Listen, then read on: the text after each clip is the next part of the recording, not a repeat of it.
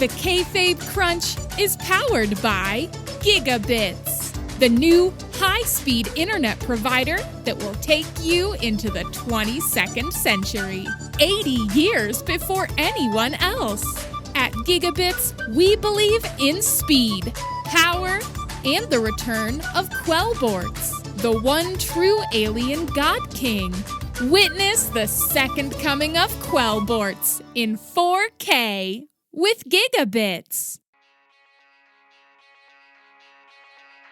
The Kayfabe Crunch, the news, and that's undisputed.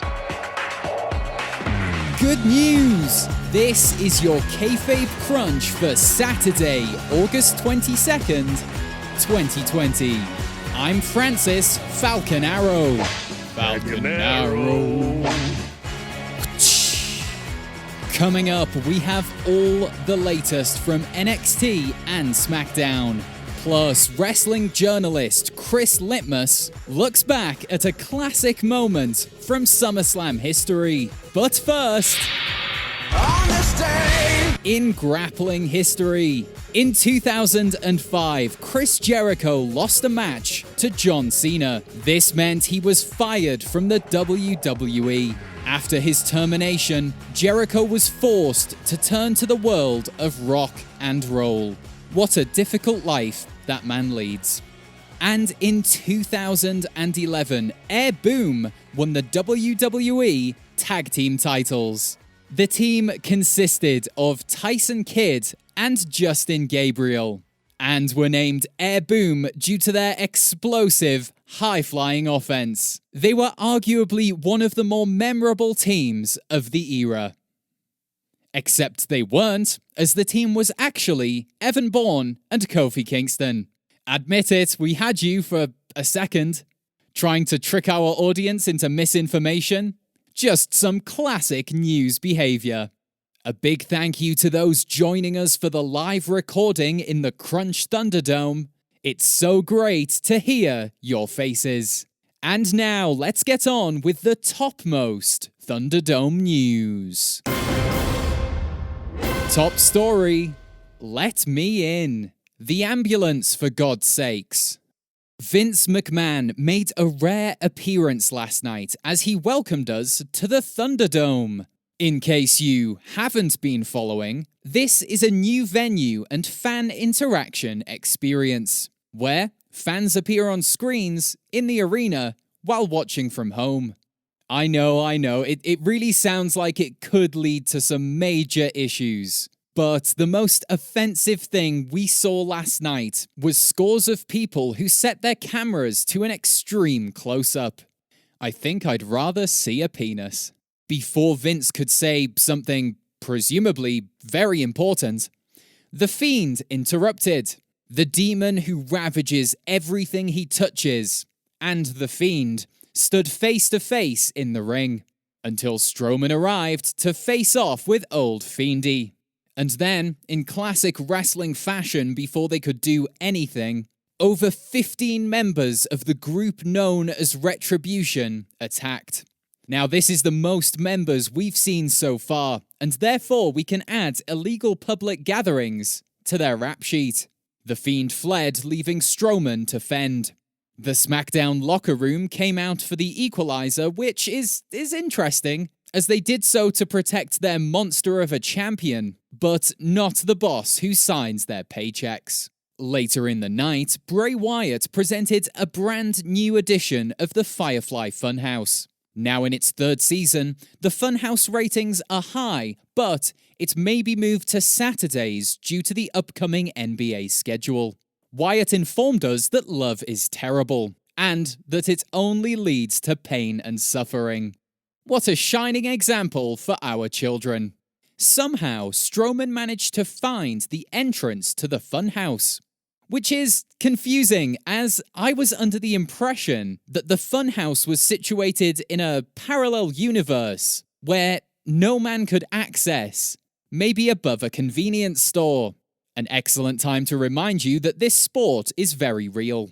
The soon-to-be opponents brawled in the backstage area before the monster threw Mr. Rogers onto some concrete. Wyatt was then helped to a local medical facility. But as the local medical vehicle was driving away, red lights and smoke emerged from the local medical rear door windows. And now it's time for your Fast Count, the low-security production truck of news. ThunderDome successful on night 1. Sources say the McMahons are trying to figure out how to trap the souls of others inside their digital rectangles for sustenance. Jeff Hardy wins the Intercontinental Championship. Utilizing a knee brace to the face, future potential strategies include an ice pack to the back and a sling to the ding-a-ling. Sonya challenges Mandy to a loser leaves WWE match before they can have their hair versus hair. Keep up with this story, as it's expected to be a first blood in a cell, 4 corners flag elimination match by tomorrow evening. Banks bests Bayley in a beat the clock challenge. We're incredibly thankful Mauro Ranallo wasn't on commentary for this one. Perkins looking to clean Nisa's clock with that kick. I mean, she talks like Alexa, she acts like Alexa. Then she's probably Alexa. The Lucha House Party argue with each other after another loss. With 3 years together and no championship victories, it's likely for the best. Hold up, Corey Graves. If that even is your real name. Let's not open Pandora's box, Sasha. Velveteen Dream qualifies for TakeOver XXX. Don't let that man anywhere near the adult entertainment industry. Or any industry for that matter. Why is he still here? And that's your Fast Count. You've been counted out. How did they get in there?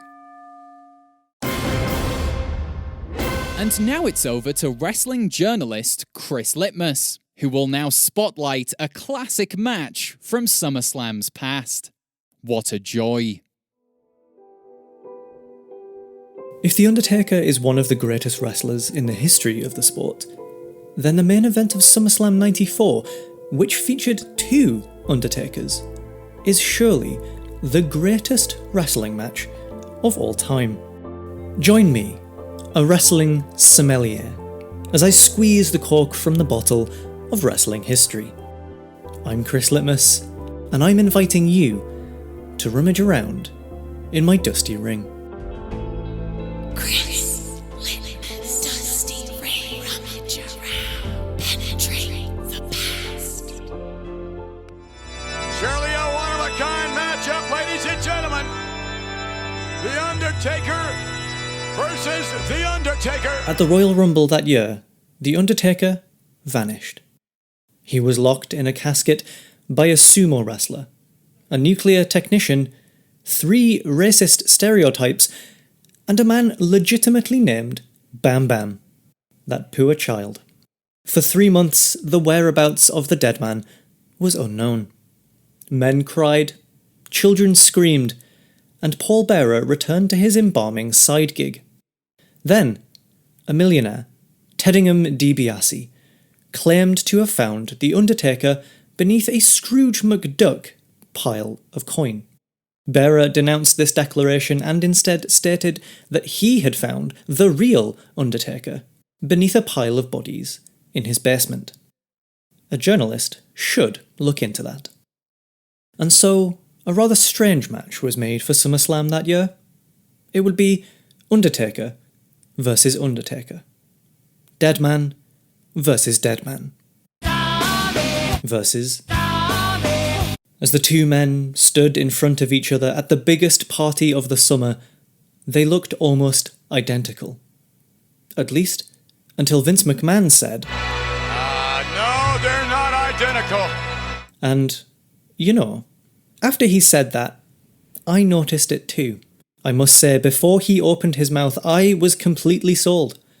Especially in '94, when I originally watched this event, across 360 glorious pixels, on my 14-inch television while twiddling with my Tamagotchi. So, without the miasma of Mystique stinking up the United Center, fans could cheer for the real Undertaker. The match lasted just 8 minutes, with the fake Undertaker, or Thundertaker, landing quite a few blows on the real deal. The duplicate duo traded tombstones until finally, the Thundertaker was put to rest. He was placed in a coffin which was wheeled out of the arena and then opened by a baffled Leslie Nielsen. I'm not being offbeat or quirky there. That's true, that happened.